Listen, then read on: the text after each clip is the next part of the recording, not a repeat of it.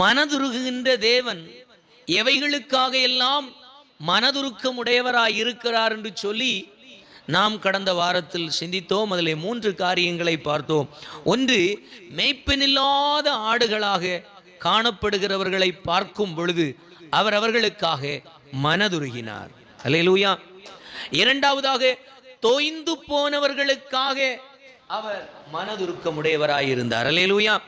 மூன்றாவதாக, எங்கே இருக்க வேண்டுமோ, எங்கே நிறுத்தப்பட்டிருக்க வேண்டுமோ, எங்கே நிலைவரப்பட்டிருக்க வேண்டுமோ அங்கே அவர்கள் அந்த நிலையை அடையாதபடிக்கு சிதறடிக்கப்பட்டவர்களாக கண்ட பொழுது அவர்களுக்காக மனதுருகினார். அல்லேலூயா.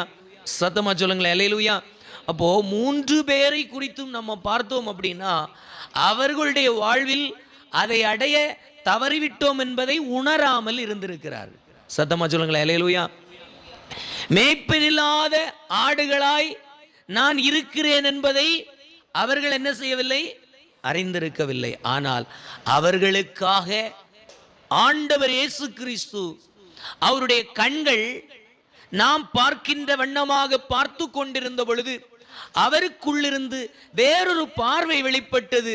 அந்த பார்வை அவர்கள் மெய்ப்பனற்றவர்களாகவும் தொய்ந்து போனவர்களாகவும் சிதறடிக்கப்பட்டவர்களுமாக அவர்களுடைய வாழ்வை கண்ணோக்கி பார்த்தார். அல்லேலூயா. அப்ப அவர்கள் எப்படி இருக்கிறார்கள் என்பதை குறித்து அவர்களுக்கு அறிவில்லை, உணர்வில்லை, தெரிந்திருக்கவில்லை. ஆனால் அவர்களை உண்டாக்கின சர்வ வல்லமையுள்ள தேவனாகிய கர்த்தர் அவர்களை அறிந்திருந்தார். அல்லேலூயா. அவர்களை அறிந்திருந்தபடியினாலே அவர்களை பார்த்த பொழுது அவருடைய ஆழங்களிலே எவைகளையெல்லாம் அடையாமல் இருக்கிறார்கள், உணராமல் இருக்கிறார்கள், அனுபவிக்காமல் இருக்கிறார்கள் என்பதை நன்றாய் அறிந்திருந்து அவர்களுக்காக மனதுருகின்ற ஒரு நல்ல ஆண்டவராய் தேவன் இருந்தார். சத்தமா சொல்லுங்களேன், அல்லேலூயா, அல்லேலூயா, ஸ்தோத்திரம். இதே மனதுருக்கம் இந்த நாளிலேயும் சில காரியத்தை பார்க்க போகிறோம்.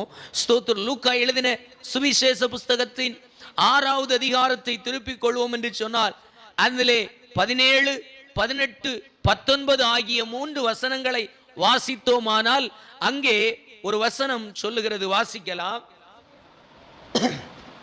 லூக்கா 6, 17, 18, 19. சமமான இடத்திலே நின்றார்.